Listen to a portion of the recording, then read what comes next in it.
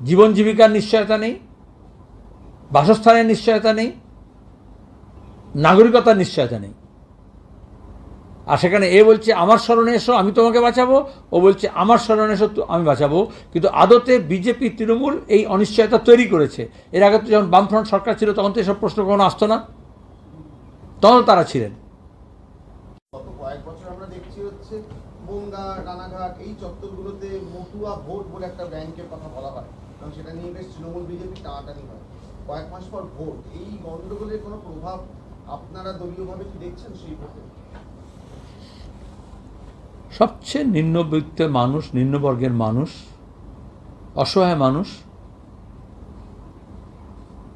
সে তো এই মতুয়া সম্প্রদায় দীর্ঘদিন ধরে আছে। হরিচাঁদ ঠাকুর, গুরুচাঁদ ঠাকুর তারা একটা সমাজ সংস্কারক, শিক্ষার প্রসার এবং নিম্নবর্গের মানুষকে মাথা তুলে দাঁড়ানো, আত্মসম্মানের সঙ্গে ব্রাহ্মণ্যবাদের বিরুদ্ধে রুখে দাঁড়ানোর মন্ত্র দিয়েছিলেন।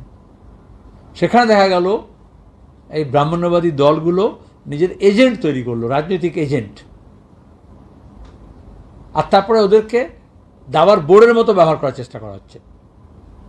তাদের জীবন জীবিকার নিশ্চয়তা নেই, বাসস্থানের নিশ্চয়তা নেই, নাগরিকতার নিশ্চয়তা নেই। আর সেখানে এ বলছে আমার শরণে এসো আমি তোমাকে বাঁচাবো, ও বলছে আমার শরণে এসো আমি বাঁচাবো। কিন্তু আদতে বিজেপি তৃণমূল এই অনিশ্চয়তা তৈরি করেছে। এর আগে তো যখন বামফ্রন্ট সরকার ছিল তখন তো এসব প্রশ্ন কখনো আসতো না, তখন তারা ছিলেন।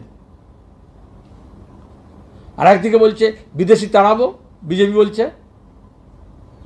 নরেন্দ্র মোদী যখন 2014 নির্বাচনে গিয়েছিলেন, নিম্ন আসামে গিয়ে বলেছিলেন যারা ওই পার থেকে এসছে তাদের সবাইকে নাগরিকতা দেব।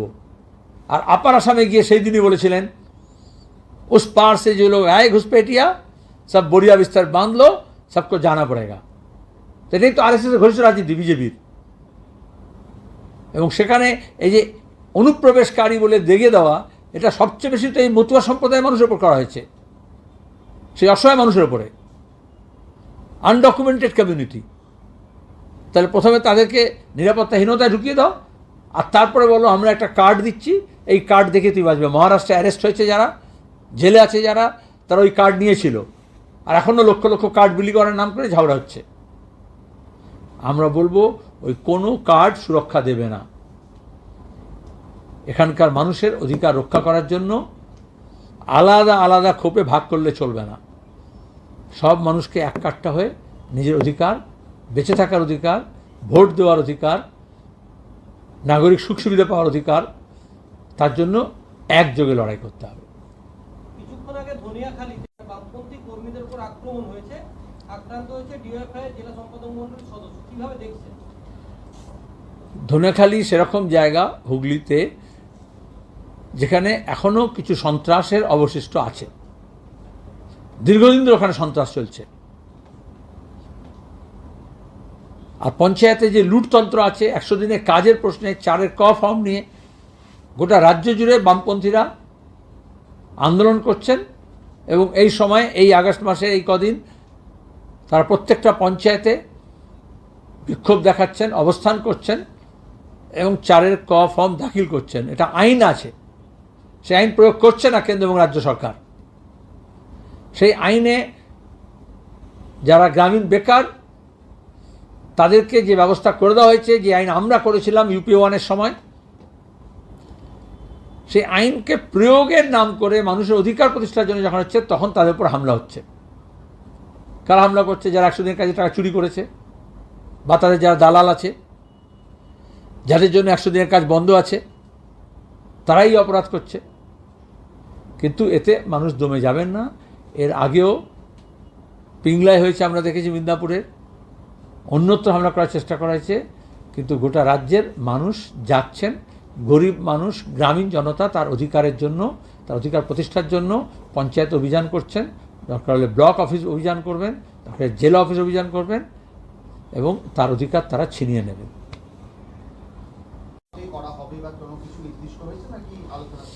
এখনও যেহেতু নির্বাচন কমিশন কিছু নির্দিষ্ট করে দেয়নি, কোনো নোটিফিকেশন করেনি, কিন্তু বিহারের অভিজ্ঞতায়, আসামের অভিজ্ঞতায় আমরা জানি যাই করুক সেটা শাসক দলের তাবেদারি করে করবে। আমাদের রাজ্যের নির্বাচন কমিশনকে আমরা দেখেছি, পঞ্চায়েত পুরসভায় দেখেছি, লোকসভা নির্বাচনে দেখেছি কীভাবে ভোটে যখন কারচুপি হয়, যখন খুনোখুনি হয়। সেদিন যেমন তামান্না খুন হলো, সেখানে নির্বাচন কমিশন, তার অবজারভার, তার রিটার্নিং অফিসার, তার পুলিশ অবজারভার সব নির্বাক, কোনো ভূমিকা থাকে না, ভোট চুরিতে সহায়তা করে। আর এখন মহারাষ্ট্রের ভোট, দিল্লির ভোট, হরিয়ানা ভোটের পরে সামনে চলে এসছে, যেটা আমরা মুর্শিদাবাদে ভোটের পরে বলেছিলাম, যে কীভাবে গাজওয়ারি করে, প্রশাসনকে ব্যবহার করে, নির্বাচন কমিশনের মেশিনারিকে ব্যবহার করে একেবারে ভোটার লিস্ট থেকে গণনায় কারচুপি হয়েছে। এরপরে এসআইআর নাম করে যে নোটিশটা বেরোবে, তাতে ওদের উদ্দেশ্য তো পরিষ্কার হয়ে গেছে বিহারের পরে, যে কত বেশি সংখ্যক মানুষকে ভোটার লিস্ট থেকে বার করা। সেটাতে না করতে পারে, প্রত্যেকটা ভোটারের অধিকার যাতে সুনিশ্চিত হয়, তার জন্যই তাদেরকে যে সমস্ত আইনি সহায়তা লাগবে, যে সমস্ত ডকুমেন্টেশন লাগবে, সেসব ব্যাপারে আমরা সাহায্য করব। নাহলে তৃণমূল যা করেছে, নতুন কারখানা খুলে দিয়েছে, এফিডেভিট করার নাম করে, বার্থ সার্টিফিকেটের নাম করে তারা হচ্ছে টাকা কামানোর ধান্দা করে দেবে, দুর্নীতিগ্রস্ত যা করে। বিজেপি আবার ওদিকে নিজের নিজের নেতাদের নামে কার্ড দিতে আরম্ভ করে দেবে, গর্ব সে কহো হাম বিজেপি তাহলে তোমার আর কিছু হবে না। কিন্তু পরে দেখা যাচ্ছে এই যে বাংলাভাষী মানুষের উপরে যখন অত্যাচার হচ্ছে, তখন কোনো কার্ডই কাজ করেনি। এই ডকুমেন্টসগুলোকে ফেক সার্টিফিকেট দেওয়ার ফলে অনেক হচ্ছে বিশ্বাসযোগ্যতা উঠে গেছে। সেজন্য যাতে মানুষ তার ডকুমেন্টসগুলো ঠিকঠাক রাখে, ভোটার লিস্টে তার নাম আছে কি নেই সেটা দেখা, যাদের আছে সেটাকে রক্ষা করা, যাদের নেই তাদেরকে কীভাবে নাম তোলা যায় সেই ব্যবস্থা করা, এবং সেখানে যারা মৃত আছে, সেখানে যারা ভুয়ো আছে, সেগুলোকে চিহ্নিত করা, এই কাজগুলোর মধ্যে দিয়ে কলকাতার বুকে বাম দলগুলো, সমস্ত গণসংগঠন, বিভিন্ন পেশা সংগঠন, তাদের আহ্বানে বিশ্ব শান্তি দিবস দ্বিতীয় বিশ্বযুদ্ধের সময় পর থেকেই এটা পালন করা হয়। সাম্রাজ্যবাদ বিরোধী, যুদ্ধ বিরোধী এবং প্যালেস্টাইনের মানুষের প্রতি সংহতি জানিয়ে শান্তি মিছিল হবে, সমাবেশ হবে, তারই প্রস্তুতি চলছে। এবং যারাই সাম্রাজ্যবাদের বিরুদ্ধে, কলকাতার একটা ঐতিহ্য, শতাব্দী প্রাচীন সাম্রাজ্যবাদ বিরোধী আন্দোলন সংগ্রামের পীঠস্থান।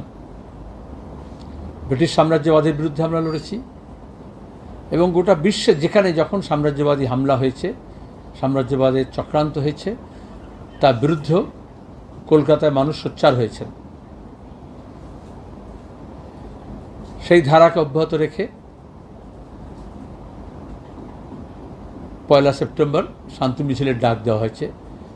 এবারে বিশেষত আমরা দেখলাম ট্রাম্প অ্যাডমিনিস্ট্রেশন ট্যারিফ ওয়ারের নাম করে বিশেষত আমাদের দেশের কৃষি, ক্ষুদ্র ব্যবসা, ঔষধ শিল্প, আমাদের বহির্বাণিজ্য, তার উপর আক্রমণ হেনেছেন। 50% ট্যারিফ,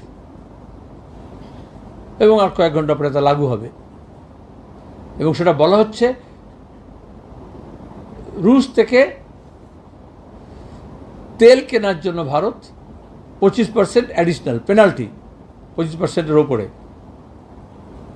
তাহলে যারা বিশ্বায়নের কথা বলতেন, যারা গোটা বিশ্বব্যাপী পুঁজি এক প্রান্ত থেকে আরেক প্রান্ত ছুটবে বাধাহীনভাবে, তারাই দেখছি মানুষের চলাচল বা নিজের দেশের স্বার্থে বা নিজের কূটনীতির জন্য, শায়েস্তা করার জন্য তারা কিভাবে ট্যারিফ আর নন ট্যারিফ ব্যারিয়ারগুলো ব্যবহার করছেন। পৃথিবীর বিভিন্ন দেশ তার বিরুদ্ধে সোচ্চার হয়েছে। আমাদের দেশের সরকার তার যা কারখানা, এই ট্রাম্প মানে আবকি বার ট্রাম্প কি সরকার, হাউডি মোদি, এইসব করার ফলে দেখা যাচ্ছে তাদের আর মুখ নেই রুখে দাঁড়ানোর। চীনের মতো দেশ, ইউরোপের বিভিন্ন দেশ রুখে দাঁড়িয়েছে, কারণ তাদের নিজেদের আভ্যন্তরীণ বাজার, আভ্যন্তরীণ অর্থনীতিকে তারা সেই শক্তি সঞ্চয় করেছে। আমরা এই জন্য প্রথম থেকে বলছিলাম যে টোটালটা এক্সপোর্ট ওরিয়েন্টেড নয়, আমাদের ডোমেস্টিক মার্কেট ডেভেলপ করার দরকার আছে। এত বিশাল দেশ, আজকে যে ক্ষতির সম্মুখীন আমরা হয়েছি, তাতে এখন অনেকেই যারা সাম্রাজ্যবাদ কী, কোথায় পাওয়া যায়, এসব প্রশ্ন করতেন তারাও বুঝতে পারছেন যে ট্রাম্প কোথায় নিয়ে যাচ্ছে নতুন যে বিশ্বের ব্যবস্থাকে, তার বাণিজ্যকে কীরকম বিপদের সম্মুখীন তারা করছে, তার বিরুদ্ধে, সাম্রাজ্যবাদের বিরুদ্ধে। এবং এছাড়াও এশিয়া, আমাদের এই ভারত প্রশান্ত সাগরীয় মহাসাগরে যেভাবে নেটোর পূর্বে সম্প্রসারণ হচ্ছিল ইউরোপে, আমাদের এখানে এরকম মার্কিনী অক্ষ তারা ক্রমাগত পশ্চিম এশিয়া থেকে দক্ষিণ এশিয়ার দিকে নিজের স্বার্থের জন্য রাজনৈতিক, আভ্যন্তরীণ রাজনীতিতে হস্তক্ষেপ করছে। এবং যারা সাম্রাজ্যবাদী পক্ষাবলম্বনকারী যে সমস্ত সংস্থা, ব্যক্তি, এজেন্সি আছে, তাদের একটা রমরমা বাজার হয়েছিল। এখন মানুষ বুঝছেন যে, এবং ভারত সরকারও বুঝছেন, এখন আবার রুশের সঙ্গে, চীনের সঙ্গে বন্ধুত্ব করার চেষ্টা করছেন। 2 বছর আগে আমরা দেখলাম যখন G20 হলো, 4,000 কোটি টাকা খরচ করে কীভাবে উন্নত পুঁজিবাদী দেশগুলোর সঙ্গে আমাদের দেশের সরকার সমগোত্রী হওয়ার চেষ্টা করেছে। সেই G20-তে কিন্তু রুশ, চায়না তারা অংশগ্রহণ করেনি। একটা বিশাল পাবলিকেশন এক্সারসাইজ হয়েছিল, সব স্কুল ছুটি করে দিয়ে, ব্যাপক সাজগোজ করে দিয়ে, কসমেটিক চেঞ্জেস করে দিয়ে দিল্লিতে। এখন দেখা যাচ্ছে আমরা ভীষণভাবে আইসোলেটেড গোটা বিশ্বে। সেখানে এটা ভালো যে সরকার আবার রিলুক করছে, রিভিজিট করছে আমাদের যে ট্র্যাডিশনাল বিদেশ নীতি ছিল, দক্ষিণের দেশগুলোর সঙ্গে কোঅপারেশন, এবং কোনো বিশেষ ক্যাম্পের তাবেদার না হয়ে একটা স্বাধীন বিদেশ নীতি, যেখানে আমরা আমাদের দেশের স্বার্থে ভিন্ন দেশের সঙ্গে বন্ধুত্ব করতে পারি এবং সেখানে কোনো তৃতীয় আম্পায়ার দরকার হবে না।